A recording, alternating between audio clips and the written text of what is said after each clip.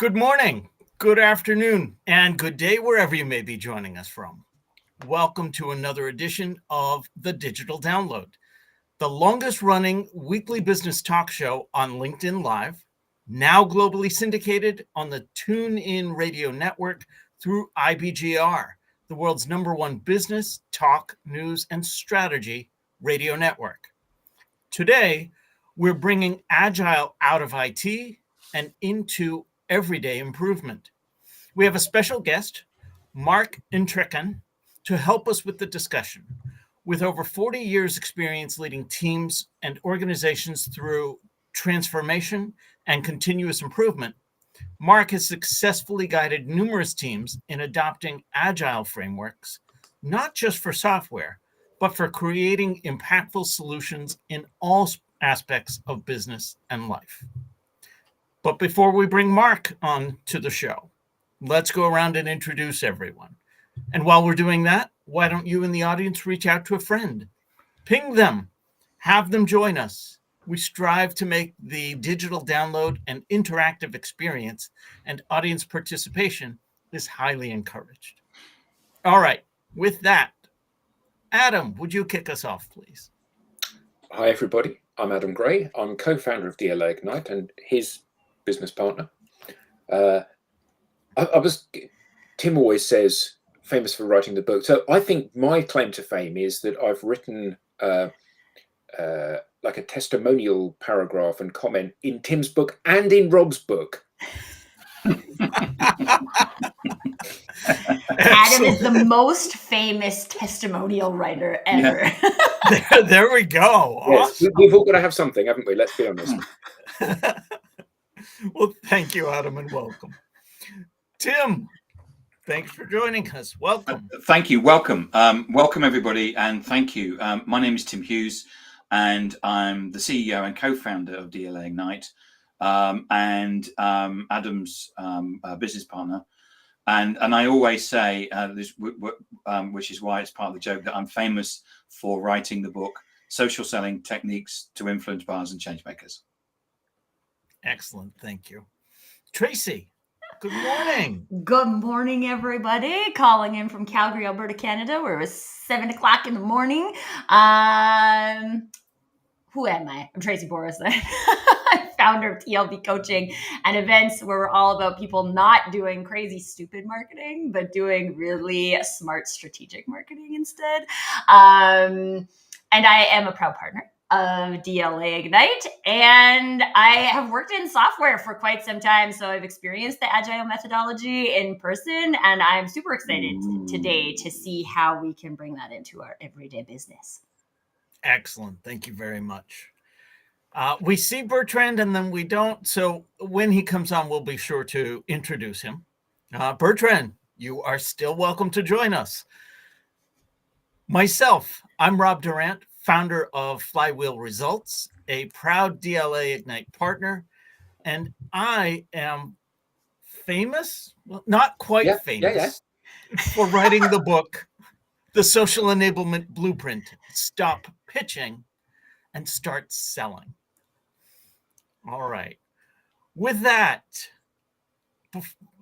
as I said, on the I think Tim has something to say. I just have a note from Bertrand on Slack that he's got connection issues and he said he can't join us.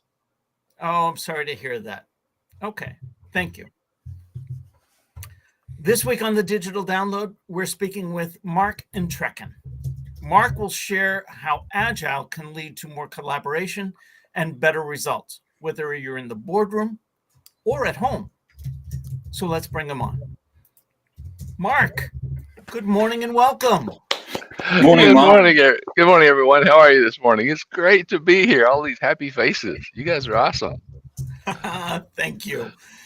Mark, let's start by having you tell us a little bit about you, your background, and what led you to where you are today. Wow, that's a long story, Rob. That may take the whole time. All right, you want a short story. I have been in IT since the 70s and just have loved it so much. It's been a truly awesome learning experience to go from the days, if you remember the little computer cards we used to have to type on those punch cards. Yes, and going to college with that kind of process was very interesting, and then to see the growth that we are to today. But I have a bachelor's degree in business information systems, a master's degree in organizational management, lots of experience going from company to company as a consultant, learning about the old ways of waterfall and how that worked, but things didn't work well because everything was running too late, couldn't keep track of all the processes and the long-term situations that occurred because you had to get everyone involved and had to have meetings. And then I learned about Agile. And I love when people call Agile a methodology because that's not what Agile is. Agile is a framework of rules and processes to put together. Scrum, Kanban, DSDM, XP, and all the others. Those are our methodologies of how to use Agile. But Agile is about growing from a baseline that we have, I think, now have taken apart. But we'll go into that in a minute. More about me. I am based out of Denver, Colorado, but currently I am in southern Mississippi with family and enjoying the nice weather down here, high humidity. But it's been a great life, and I'm breaking more now into more speaking and coaching and consulting in the process, helping people with Agile as well as achieving unity or creating unity so we can achieve unity in the workplace and at home. Excellent. Thank you very much. So, Mark, I want to start with a foundational question, and I believe you started to address it, but let's get right into it. What is meant by Agile in the IT realm, and what are Agile principles? Okay, there's 4 principles to Agile, but let's go to the IT world first. Let's kind of talk about that. Because when Agile was written many years ago, it was written for the IT world. Everything was about programming and requirements and software, and it works very well. And I do support companies transitioning from the waterfall world into the agile world because it does work in software. What I have done is moved it a little bit away from the process of being so computer literate to being a little bit more open to how we can use it because we want to get around ideas such as requirements or software and turn software into solutions. Because what Agile does, and those 4 principles, I call them the crew: customer collaboration, responding to improvements, empowering individuals and interactions, and working solutions, can be used very well in software, but they can also be used very well in our daily life. So many things that we do are crossed over from the business world to the personal world. Who is our customer? Our customer could be our friend. Who are we working with and who are we building with? That type of collaboration is beneficial for all. And we don't talk enough. We don't share enough. But we want more customer collaboration, more friendly conversation than legal lawyerisms or contract negotiations, as Agile started with. When I talk about Agile, I'm talking about the manifesto. And I don't know how long you want me to go here on this, Rob, is answering your question. But I'll go just to these last 3 just quickly because you want to be responding to improvements all the time, as far as the second one, over following just plans. You want to respond to improvements over pacifying comfort levels because that's too much of what we do in the waterfall way. We have a comfort level. Well, we've done this before. I did it at another company. Somebody else did it. And we just follow those processes instead of working on continual process improvement. We want to empower individuals, everyone, empower the individuals, empower the interactions between each of us. We want to do that more also over pacifying those comfort levels in our processes. Working solutions, that goes for all of us in what we do. What we're doing here on this meeting this morning with us. What is our agenda? But we want working solutions over reading nonsense that doesn't make sense to the author either. And that's what we have or had in a lot of our old documentation. That comprehensive documentation, who could read it or who could understand it? If you look at my newsletters out of my site, www.markentrekin.com, you'll see I even talk about legalese. And we need to get rid of legalese and put it into Englishese so we can all read and understand the laws that we're supposed to obey. So, Mark, I've heard you mention waterfall and it's been replaced by Agile, but I have no IT experience. Okay. I don't know what you mean by those terms. Is that basically the playbook that you follow for developing software? Yes, great question. Sorry about that. Thank you. The waterfall way came out of what's called the PMBOK, Project Management Book of Knowledge, PMBOK. And there is a large book, and it still exists. Waterfall still exists, and many companies are still utilizing waterfall on a day-to-day basis. Some people say you can't do agile for everything. Well, everybody has an opinion. So waterfall is the process of doing your SDLC, your software development lifecycle, SDLC. And you go into requirements, you go into design, you go into programming, you go into testing, and you do all those in specific boxes. And one can't start pretty much until the last one has ended. It's just first in, first out, sometimes called FIFO. So in the software process, it's for people who have maybe used some spreadsheet software and written functions in there.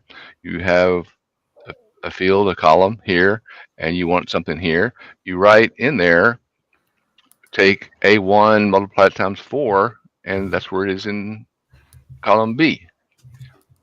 That is a theoretical programmer function in the simplest of terms. Now, of course, when you get into rocket travel, there's so many more calculations and equations involved in just saying A1 plus 2 is B2, but it's all still an equation that's used to build one from another. And again, that waterfall world, that had to be completed before anything else could be done. And that could take months. The design could take months. The programming could take months. The testing could take months. And it took a long time to get any kind of project completed. So when you're putting this all together and you have these large projects, think of banks, think of rocket science, think of anything a company does, by the time the program is completed, when you've got months and months and months, the software product that they had designed is probably out of date because someone else has completed their project, their program, and it's ahead of yours. So then you go back and you start reprogramming. Anytime you reprogram something, it takes more time. In the Agile philosophy, you're doing more of taking your highest priority to satisfy the customer. You want to do that through rapid and continuous delivery of valuable solutions, not just software. So what that means let's take it in what's called the Scrum world, which is a method that we use within Agile, the methodologies. You put together daily stand-ups to go through what you've written of those requirements, which are started with stories. And Rob, one of the things, well, all of you, but one of the things that we have problem with today is us all understanding a term and then someone not wanting to change the term. So using that word stories, for example, you write, as a user, I want this so that you have your what, when, and why. So who, what, and why. So you want to make sure you find a result to the process. So in the Scrum world, within the Agile, which again, you get your highest priority first, you put together 4 ceremonies. One of them is to create those stories in a way that you say, who's the user? I want, what do you want? And then why? Why do you want it? So as you're putting it together, you're solving that why in the process. Can And you give us that story framework again, please? Keep the story framework. Okay.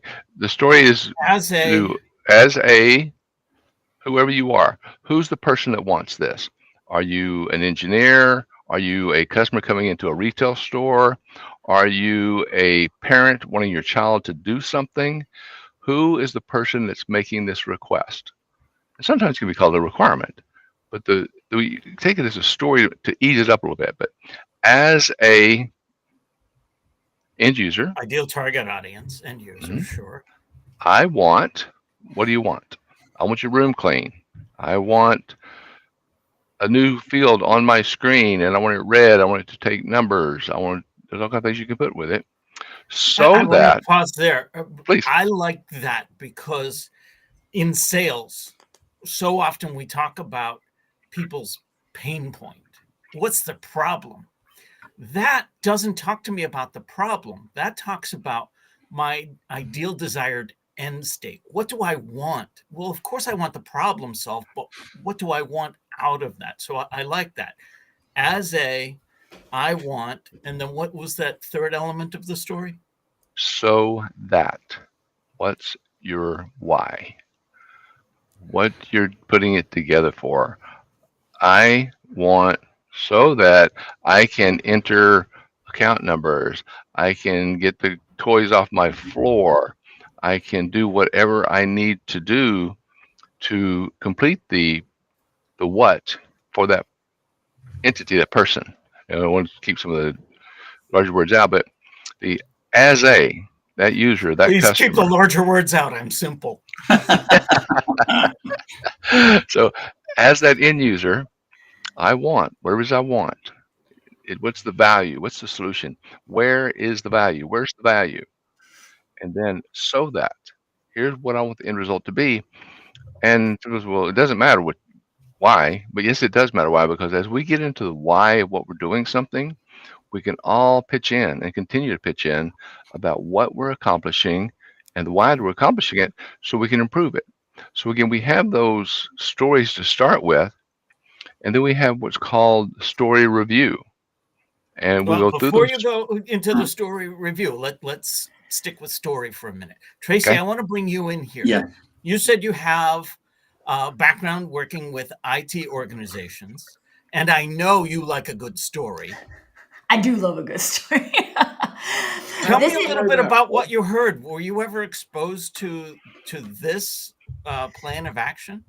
Okay, so what I'm experiencing as Mark is explaining the difference between waterfall and agile is that I think the software organization I was working for was using the waterfall methodology, but calling it agile and like using a Kanban board and Scrum, which are agile methodologies in the waterfall principles. So now I'm honestly a little bit confused about what's going on there.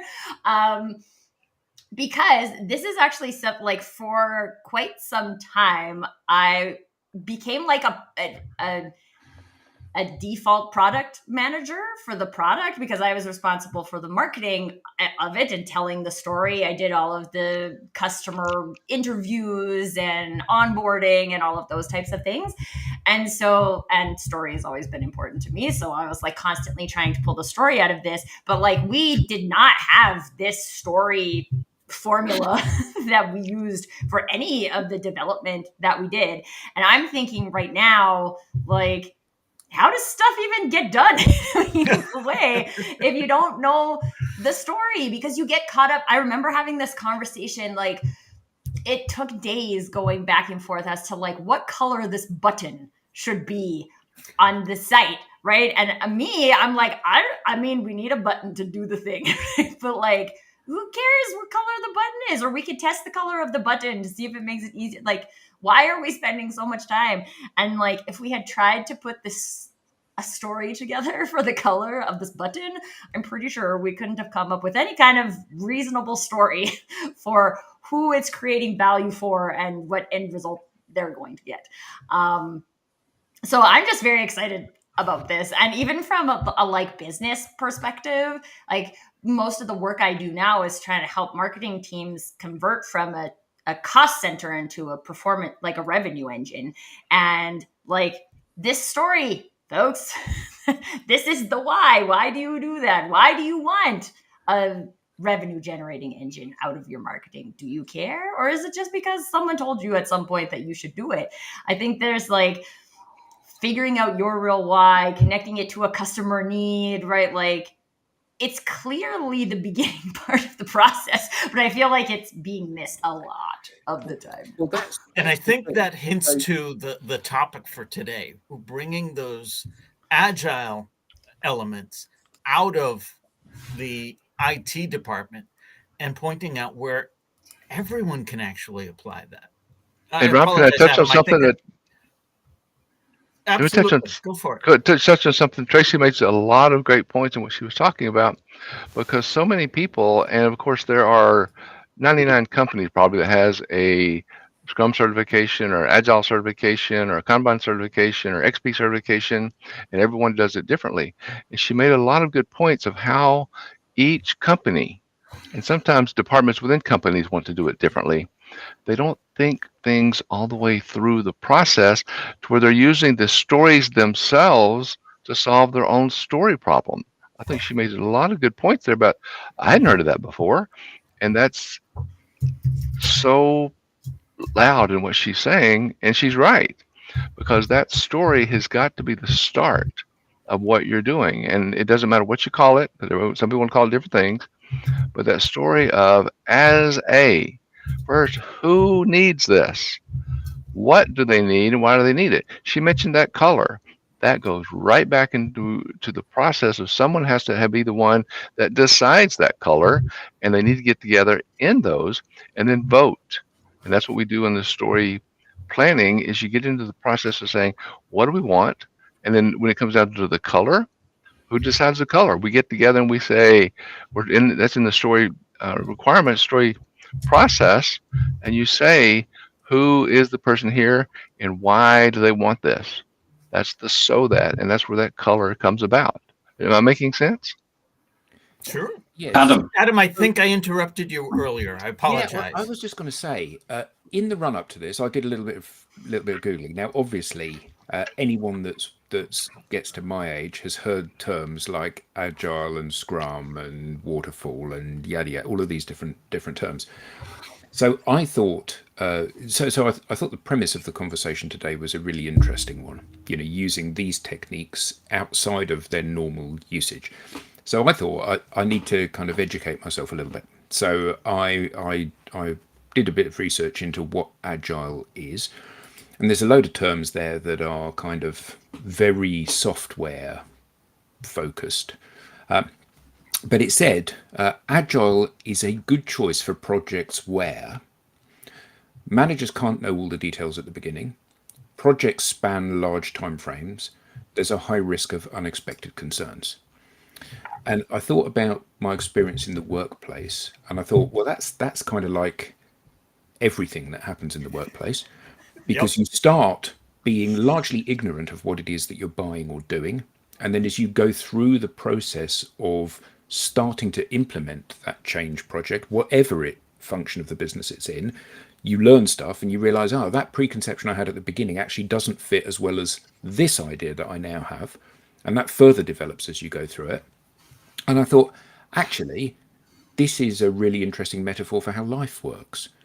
You know, because you go to school, you study something, and what you study you think is going to lead you to place A, and none of us ended up where we thought we would end up when we were 18 years old. We've all ended up somewhere entirely different because as we have learnt things, as we have gone through the process of deploying changes in our education, in our career, in our workplace, in our projects, we've learnt more stuff, and we've thought, actually, I'm now starting the journey to that destination. Well, the destination has changed maybe, but certainly the route to get there has changed. So this seems like this is a perfect way to manage your own life, your career, your everything you do. Adam, that is so well said. Well said. I'm off now. I have a question about that though, because I feel like, especially from a software perspective, there's a defined product of some sort. So there's kind of this idea that we're finished something, which is why I think there is it's still almost a tendency to think waterfall, right? Like, I'm going to come up with this, and so I'm going to create the scope, and I'm going to do the things, and then I'm going to get the thing. But as Adam said, life doesn't work that way, right? We learn, we grow, scope changes. This is why there's terms like scope creep that exist.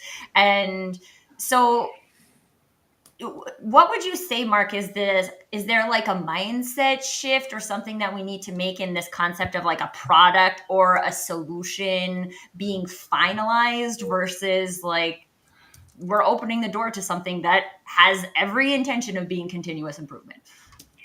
Tracy, that's awesome, and thank you for leading me into that, because that's part of the things. If we look at the Scrum, which is the methodology from the Agile framework, Scrum puts us into the point of putting those stories together.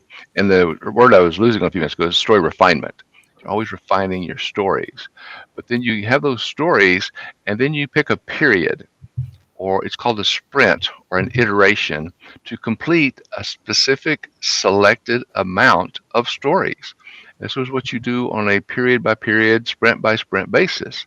So in the Scrum part, using the Agile Manifesto as your framework, the methodology itself is using Scrum so that you have a daily stand-up, you have a review at the end of the sprint, then you have a retrospective in the process. I'm forgetting one of them. There's four of them. There's four ceremonies in there. You have your daily stand-up that you go through every day. You spend 15 minutes and you talk about what each one of those stories, what have you done? What was done yesterday? What do you plan to do today? And what are your impediments or your roadblocks? You go through it to find out what each of those are every day to make sure you're accomplishing something. So by the end of that sprint, generally a sprint is considered 2 weeks. It can be 1 to 3 or 1 to 4 weeks, but you define that right up front. So each of those stories has to be able to be completed, broken down, the minimum viable product or service, so it can be completed in that sprint. They'll usually do 2 weeks. And so you get those done, and at the end of that sprint, you go through what's called a review. Some call it a demo, but it's a review because there's more discussion. And we'll talk about that in the retrospective in just a second. But at the end of that, you do a review of it, and in the review, you're showing what's completed. So you're showing the child, showing the parent the room. Here's what's completed, and I've got what I've completed in my room. Most of those should be done in a day, and that's okay. But some may be longer. In a software product, you're wanting something done on your screen. You want that field completed. You want it to do something. So at the end of that sprint, you show your end user the as a what is accomplished. And not only that, during that sprint, you're showing your completion ratio through that daily stand-up. I want that field on my screen. So you're saying I'll have that field on my screen done in half to 3 days. And you're showing them how much you've done on a daily basis, and then when it's done.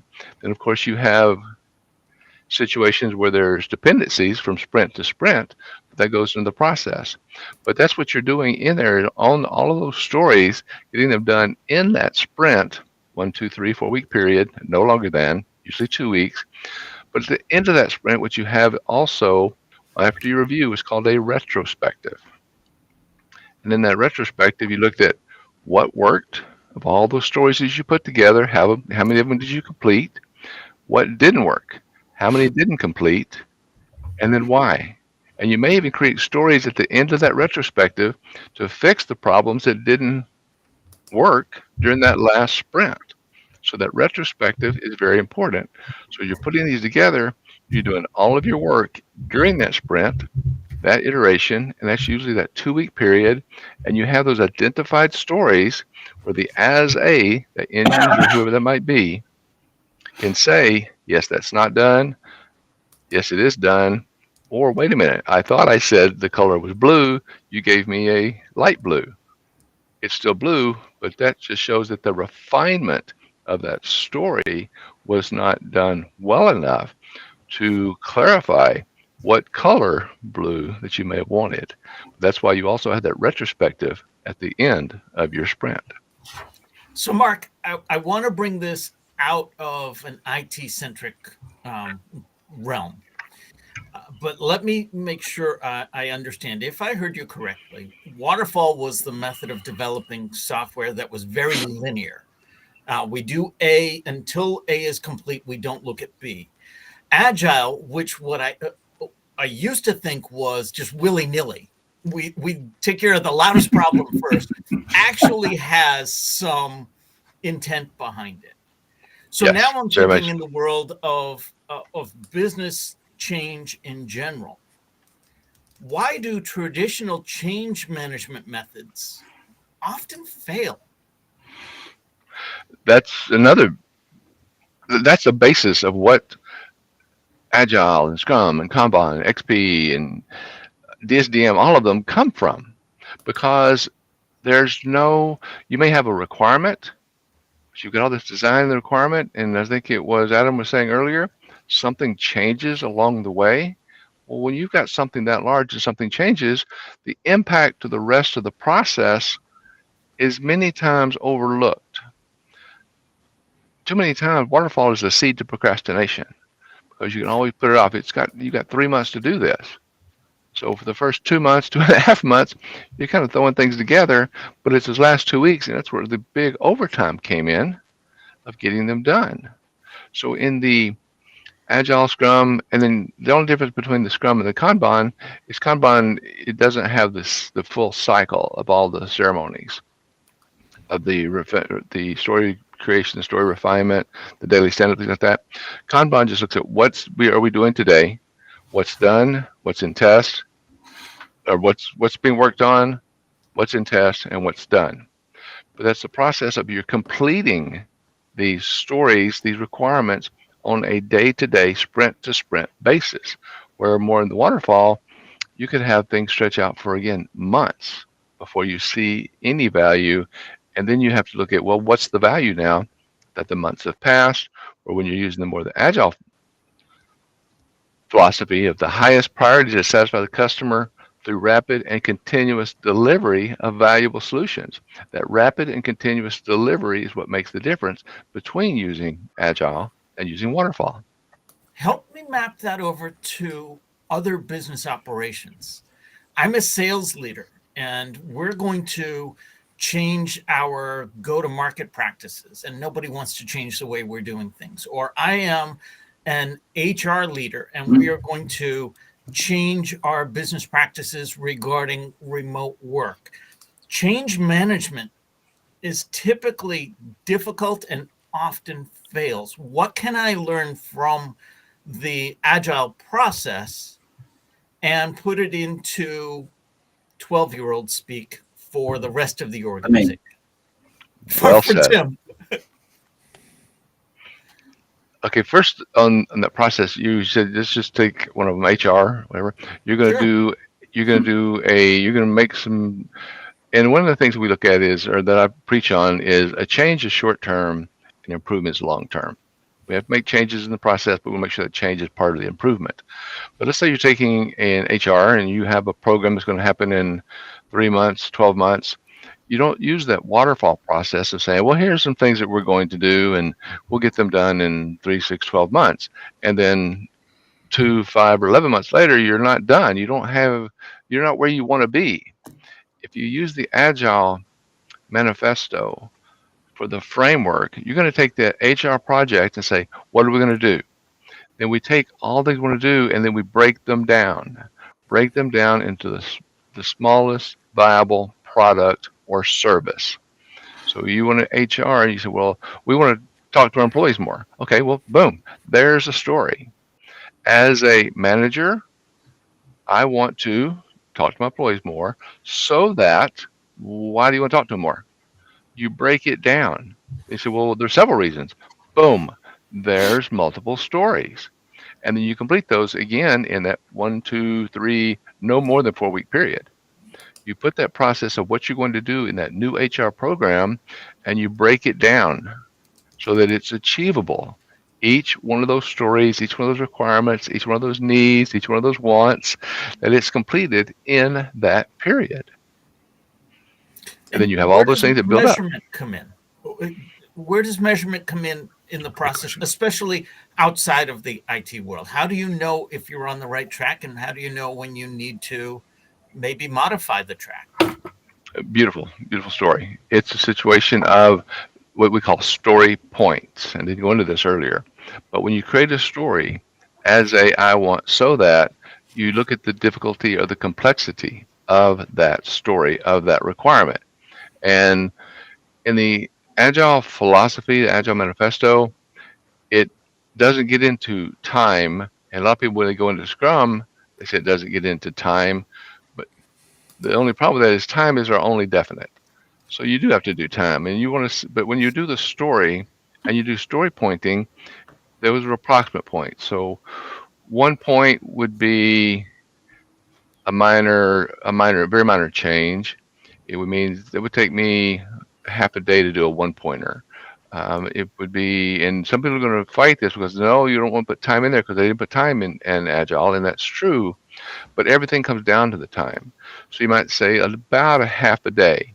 That means it could take 1 hour, it could take 5 hours, but you have a time limit on how long it's going to take you to get that done. And that's why in that daily stand up, that you do every theoretical morning, when you get together and say, I worked on this, got this done, here's my impediments, here's my problems. You want to do that on a daily basis to see what you're accomplishing, and you do that based on the points I'm talking about to say, okay, I rated that as a 3 point. I expect that to be done in a day and a half.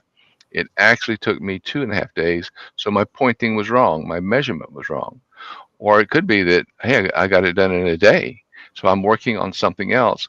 And in your sprint, in your iteration, in that sprint planning, you have multiple stories to work on. So that say it only took you an hour and a half, you've got another story right there to jump right into and start working on that you've measured again with those points. That's where your measurement comes in. I'm going through a lot of things there, but to answer your question on the timing, every story has points to measure about how long it's going to take.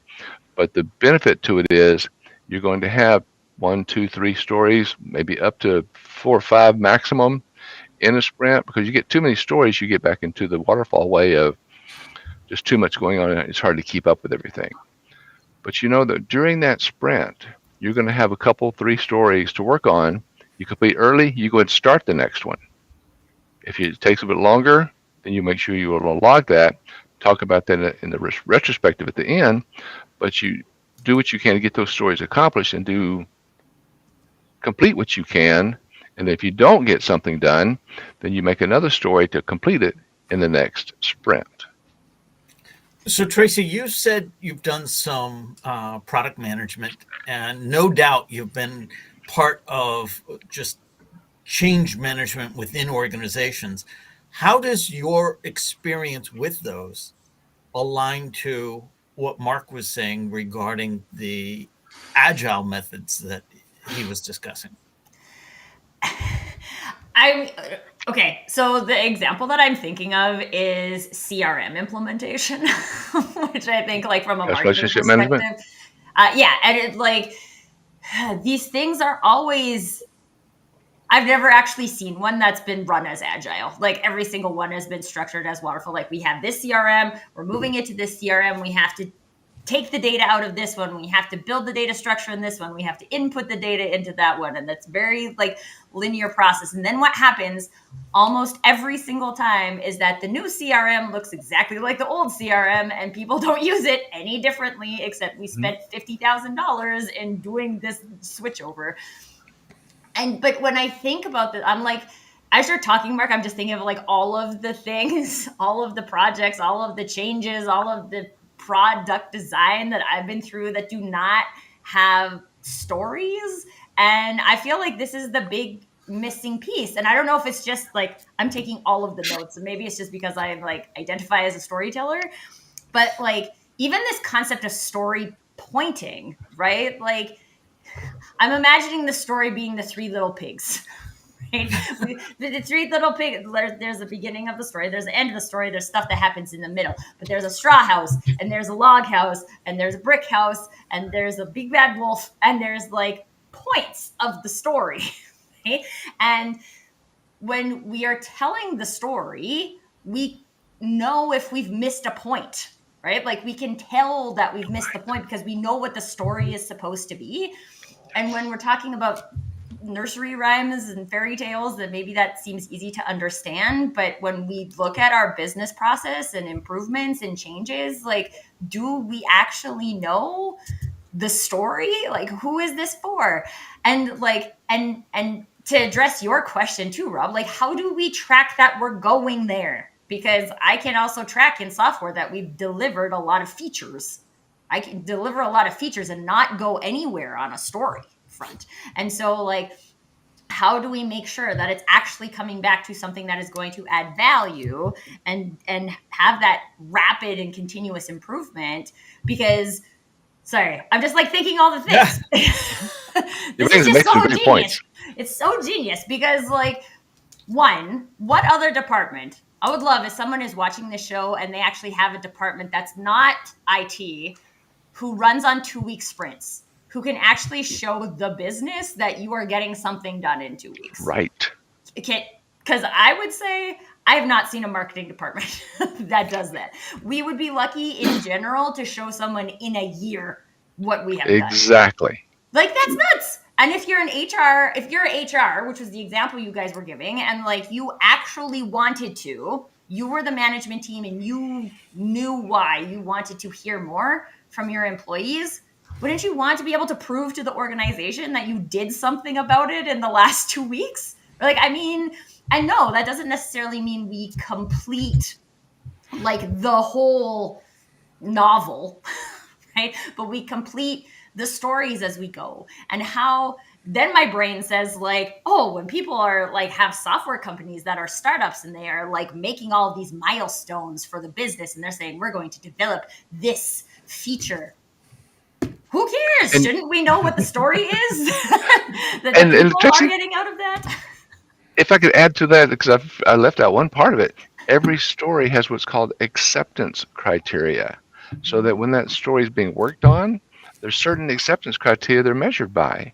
And when the story's done, all of that acceptance criteria, like you're saying, your end user working in HR and in the CRM, they know what that acceptance criteria is when they turn it over to software team, whoever they're turning it over to, what that acceptance criteria is, and that's acceptance criteria that's checked off when it's done. So at the end of that 2-week period, they know what's going to be done and what they will have to use that next day.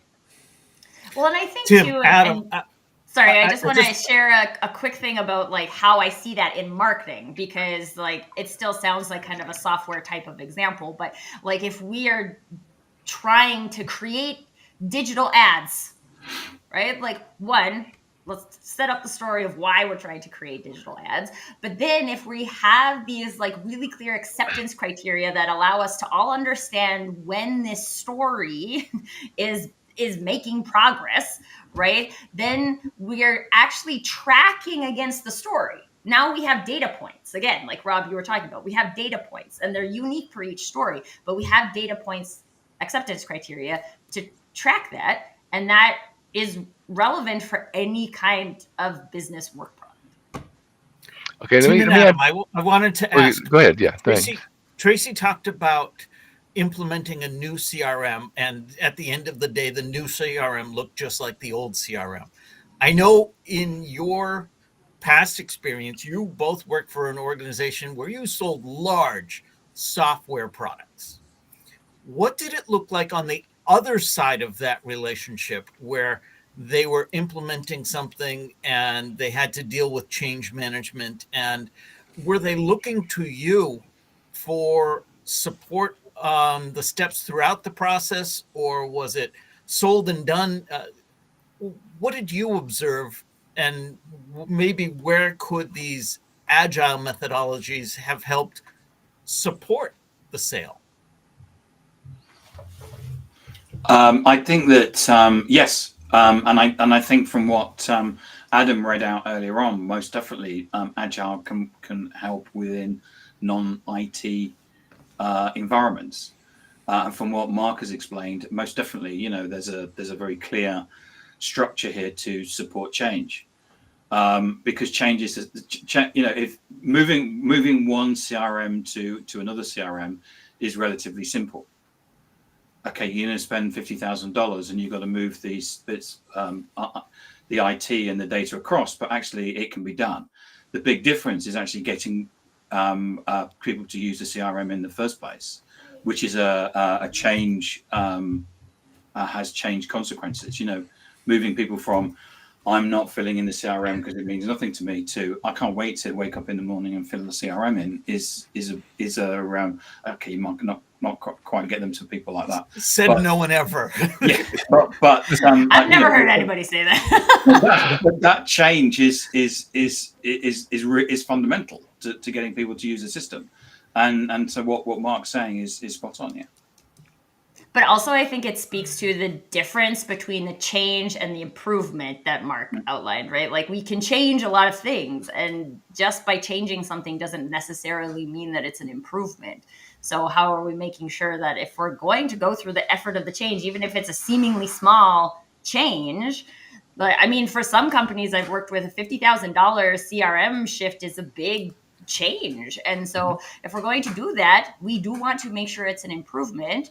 What is the story that will make that an improvement instead of just a switch? Yeah. Very well said. And if we just take it out to something simple, and everything does break down to something simple, even rocket flights. But let's just take a child cleaning their room. You say, son, daughter, whatever, go clean your room. Okay. The son or daughter goes in there and moves some toys around. Okay. Well, that toy movement was cleaning the room to the child. Well, that's probably not what the parent wanted. But the process is in the Agile manifesto, you want to talk about the team, the solution delivery team must work together daily throughout each iteration, each sprint to value accountability and responsibility based on those stories and that acceptance criteria. So, what do you want your CRM to do? Where is that improvement? You make those small changes, as Tracy's saying along the way, to build up to that improvement. So again, the delivery team must work together daily throughout the iteration to value accountability and responsibility. That child needs to vacuum the floor, pick up the toys, so wipe off the desk, whatever it may be. And that's the same thing for putting a rocket ship together. And I have worked on with companies in Lockheed Martin in that process.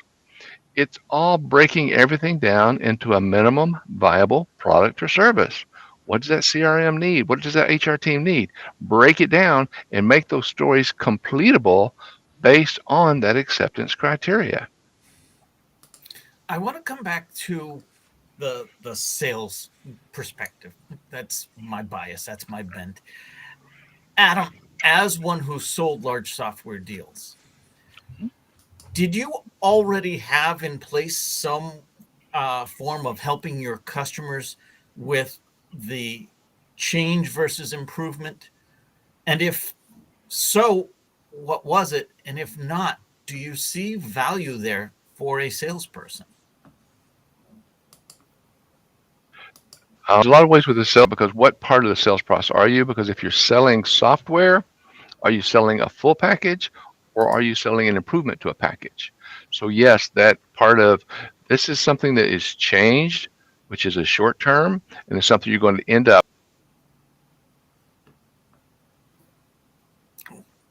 Adam, the question was actually directed at you. Right. So, apologies. Ask me the question again. Regarding change versus improvement, what is the seller's responsibility in that regard? And did you take that responsibility? Did you have practices in place to help you with that? And if not, do you see value in doing so?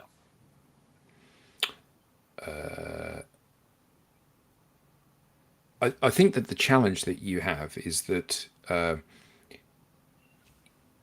every buyer is different, and I think to invest a huge amount of effort in engaging with the buyer around a product or a sale runs the risk of you formulating all of your strategies based on an interaction with one individual organization.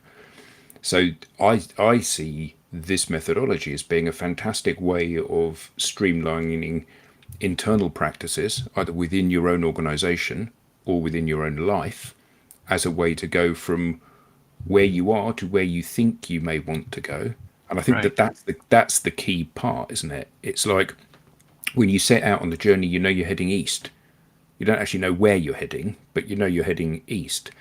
And as you go down the road, you redefine what your objectives are, because you can't possibly have for a complex thing, you can't have all of the information at the beginning. And certainly I would see real risks in terms of me engaging with Rob as a buyer and me formulating all of my sales strategy on how Rob responds to what it is that I'm trying to do.